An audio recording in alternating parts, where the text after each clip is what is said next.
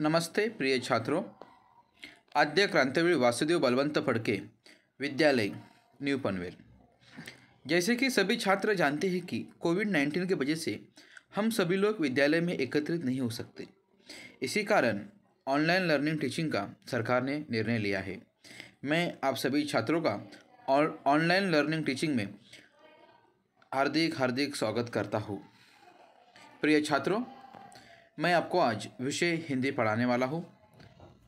मेरा नाम राजू कोली है। मित्रों, आज हम हिंदी विषय के अंतर्गत व्याकरण में वाक्य यह हम देखने वाले हैं कि शब्द से वाक्य का निर्माण किया जाता है। शब्द के एक सार्थक समूह को ही वाक्य कहते हैं। देखिए बच्चों, ध्यान दीजिए कि क्या कहा गया है। शब्दों के एक सार्थक समूह को ही वाक्य कहते हैं। वाक्य के अंग के दो प्रकार होते हैं। एक होता है उद्देश्य, दूसरा होता है विधेय। वाक्य में जिसके बारे में कहा जाए उसे उद्देश्य कहते हैं। जैसे करण गाँव जा रहा है। छात्रों, करण है इसका उद्देश्य है और गाँव जा रहा है ये क्या है, इसे कहते हैं विधेय। लिख लीजिए आप। उपयुक्त वाक्य में करण के बारे में बताया जा रहा है, इसीलिए वह उद्देश्य है। उपयुक्त वाक्य में करण को मतलब करण है, उद्देश्य है। नोट डाउन कीजिए आप। और वाक्य का दूसरे अंग मतलब वाक्य के अंग के दूसरे प्रकार मतलब विधेय। वाक्य में उद्देश्य के लिए जो कुछ कहा जाता है उसे विधेय कहते हैं। मंदार गाँव जा रहा है। इस वाक्य में छात्रों, मंदार यह क्या है? बोलिए क्या कहा आपने? उद्देश्य। बिल्कुल सही कि मंदार यह अपना क्या है? मंदार यह उद्देश्य है। और इस वाक्य में विधेय क्या है बच्चों? बोलिए कि हाँ, तुमने एकदम बराबर कहा कि गाँव जा रहा है यह क्या है? विधेय। उपयुक्त वाक्य में मंदार यह उद्देश्य है और बाकी पूरा वाक्य विधेय है। इस प्रकार से वाक्य के भेद, वाक्य के मुख्य रूप से दो भेद होते हैं। एक है रचना के आधार पर, दूसरा है अर्थ के आधार पर। तो जैसे बच्चों अभी हम देखते हैं कि रचना के आधार पर वाक्य के भेद क्या है, वो हम देखने वाले। इसमें सरल वाक्य, दूसरा संयुक्त वाक्य, तीसरा मिश्र वाक्य। इस प्रकार से बच्चों हम सरल वाक्य क्या होता है ये हम देखने वाला। आइए मेरे साथ। सरल वाक्य, जिस वाक्य में केवल एक उद्देश्य और एक विधेय हो उसे सरल वाक्य कहते हैं। ध्यान दीजिए, जिस वाक्य में केवल एक उद्देश्य और एक विधेय हो उसे सरल वाक्य कहते हैं। जैसे करण ने मोहन को मारा। आशा अच्छा गाती है। तो देखिए, इसमें करण है उद्देश्य है और करण ने मोहन को मारा ये क्या है? विधेय है। ये सरल वाक्य है। दोनों मिश्रित मिलकर एक वाक्य बन गया है। इसमें आशा अच्छा गाती है। तो छात्रों बताइए इसमें क्या है? इसमें उद्देश्य कौन सा है और विधेय कौन सा है? तो इसमें उद्देश्य क्या है? आशा। बराबर, इसमें आशा है, उद्देश्य है। अच्छा गाती है ये क्या है? विधेय। बिल्कुल सही कहा आपने, इसमें विधेय है। आगे देखते हैं बच्चों, संयुक्त वाक्य, जिस बड़े वाक्य में दो या दो से अधिक सरल वाक्य जुड़े हो उसे संयुक्त वाक्य कहते हैं। संयुक्त वाक्य और तथा अथवा नहीं तो किंतु परंतु आदि योजक अवयव को लगाने से बनते। बच्चों संयुक्त वाक्य का अर्थात ये यही होता है कि जोड़ शब्द। इसमें देखिए किंतु परंतु यह शब्द दिया गया है।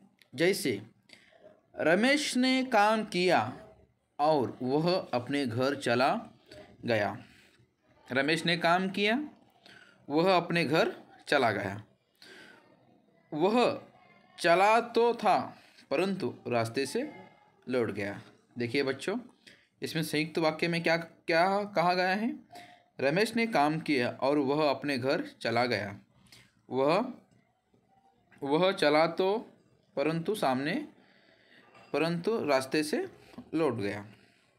मिश्रित वाक्य है। जिस वाक्य में एक उपवाक्य प्रधान होता है और दूसरा उपवाक्य उस पर आश्रित होता है उसे मिश्रित वाक्य कहते हैं। जब मैं घर से निकला तब वर्षा हो रही थी। देखो बच्चों, क्या है इसमें, जब मैं घर से निकला तब वर्षा हो रही थी। यदि तुम आओगे तो हम भी चलेंगे। यदि तुम आओगे तो हम भी चलोगे। देखिए, जिस वाक्य में एक उपवाक्य प्रधान होता है, दूसरा उपवाक्य उस पर आश्रित होता है, उसे मिश्रित वाक्य कहते हैं। आगे देखते हैं। अर्थ के आधार पर ये 8 होते हैं, 8 प्रकार हैं। एक है विधानवाचक वाक्य, दूसरा इच्छावाचक वाक्य, तीसरा आज्ञावाचक वाक्य, तीसरा निषेधवाचक वाक्य। हाँ, बाद में उसके बाद में हम देख सकते हैं।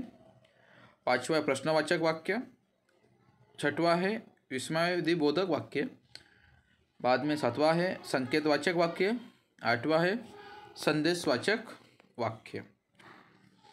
विधानवाचक वाक्य ऐसे वाक्य में जिनसे किसी काम के होने या किसी के अस्तित्व का बोध हो, यह वाक्य विधानवाचक वाक्य कहलाता है। विधानवाचक वाक्य को विधिवाचक वाक्य भी कहा जाता है। बच्चों ध्यान दीजिए, क्या विधानवाचक वाक्य मतलब क्या, कि ऐसे वाक्य को जिनसे किसी काम के होने या किसी के अस्तित्व का बोध हो, वह वाक्य विधानवाचक वाक्य कहलाता है। बिल्कुल सही कहा आपने। उदाहरण के तौर पर देते हैं, भारत हमारा देश है, राम ने खाना खा लिया। इस प्रकार से ये विधानवाचक वाक्य है। इच्छावाचक वाक्य, इस वाक्य में ध्यान दीजिए आप, इस वाक्य जिनसे हमें वक्ता की कोई इच्छा, कामना, आकांक्षा, आशीर्वाद आदि का बोध हो, यह वाक्य इच्छावाचक वाक्य कहलाते हैं। उदाहरण के तौर पर, दूधो नहाओ पूतो फलो, नव वर्ष के मंगलमय हो, तुम्हारा कल्याण हो। इस प्रकार का इच्छावाचक वाक्य है का उदाहरण हम देख सकते हैं कि क्या इसमें क्या कहा गया है। दूधो नहाओ पूतो फलो, नव वर्ष मंगलमय हो, तुम्हारा कल्याण हो। आज्ञावाचक वाक्य ऐसे वाक्य जिनमें आदेश, आज्ञा, अनुमति का पता चले या बोध हो, वे वाक्य आज्ञावाचक वाक्य कहलाते हैं। आज्ञावाचक वाक्य के उदाहरण हैं, वहाँ जाकर बैठिए, कृपया अपनी मदद कीजिए। यह आज्ञावाचक वाक्य कहलाता है सामान्य रूप से। निषेधवाचक वाक्य, जैसा कि जमीन इसके नाम से ही पता चल रहा है कि निषेधवाचक वाक्य हमें किसी काम का ना होने या न करने का बोध करते हैं। ये एकदम आसान है। उदाहरण के तौर पर देखिए, मैं आज खाना नहीं खाऊंगा। उसने क्या किया, निषेध किया। इसे यह वाक्य क्या है, निषेधवाचक वाक्य है। राम आज स्कूल नहीं जाएगा। राम आज स्कूल नहीं जाएगा, यह विधेयवाचक वाक्य है। प्रश्नवाचक वाक्य, जैसे कि यह इसके नाम से ही पता चल रहा है कि यह प्रश्नों से संबंधित अंत। जिन वाक्य में कोई प्रश्न किए जाए, किसी से कोई बात पूछी जाए, उन्हें प्रश्नवाचक वाक्य कहते हैं। उदाहरण के तौर पर, तुम कौन से देश में रहते हो? राम रावण का वध कब करेगा? यह प्रश्नवाचक वाक्य है। विस्मयादिबोधक वाक्य, ऐसे वाक्य में जिनमें हमें आश्चर्य, शोक, घृणा, आध्यात्मिक खुशी, स्ततबद्धता आदि भावों का बोध हो, ऐसे वाक्य विस्मयातिबोधक कहलाते हैं। देखो बच्चों, इन्हें वाक्य में शब्द विस्मय के होते हैं, उनके पीछे विस्मय सूचक चिन्ह लगता है। इसे चिन्ह से हम वाक्य की पहचान कर सकते हैं।